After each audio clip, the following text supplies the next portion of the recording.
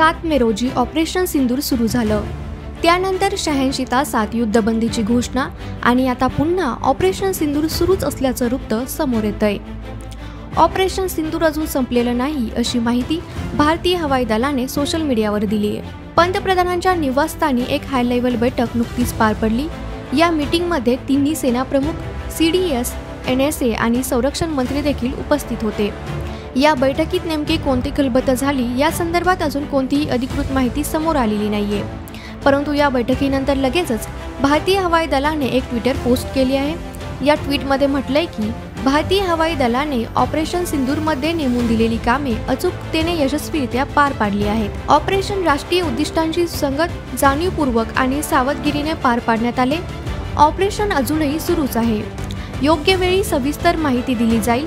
सर्वांना खोटी माहिती प्रसारित करण्यापासून दूर राहण्याचे आवाहन भारतीय हवाई दलाने केले आहे. हवाई दलाने दिलेल्या माहितीनुसार ऑपरेशन सिंदूर संपलेलं नाहीये.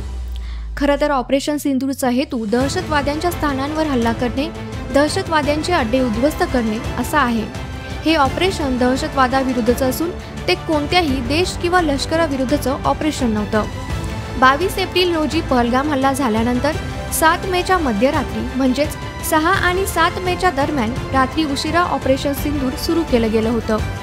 तेव्हापासून दहशतवादाविरोधात हे ऑपरेशन सतत सुरूच आहे. आता भारतीय हवाई दलाने देखील याची पुष्टी केली आहे. परराष्ट्र मंत्रालय आणि भारतीय सैन्याच्या संयुक्त पत्रकार परिषदेत ऑपरेशन सिंदूरबाबत पुढील कोणतं अपडेट मिळतं हे पाहणं महत्त्वाचं ठरणार आहे. सोशल मीडियाच्या भाऊ गर्दीत विश्वासार्हतेने चकाकणारे नाव म्हणजे लेट्सअप मराठी. सगळ्यांना, सगळ्या नागरिकांना ती स्पीच, लेट्सअप वरील मुलाखती म्हणजे विचारांचा खजिना. त्यानंतरच्या निवडणुकीमध्ये मला सोडून गेले. बातम्या केवळ वस्तुस्थिती सांगणाऱ्या, न प्रोपगंडा, फक्त जनतेचा अजेंडा. क्योंकि आने वाला कल जाने वाला है, जाने वाला कल आने वाला है. राजकारण, मनोरंजन असो की क्रीडा क्षेत्र, महाराष्ट्राची स्पंदने संवेदनशीलतेने टिपणारे माध्यम म्हणजे लेट्सअप मराठी. जगासोबत एक पाऊल पुढे राहण्यासाठी लेट्सअपचे ॲप, सोशल मीडिया आणि वेबसाईट सोबत कनेक्टेड रहा.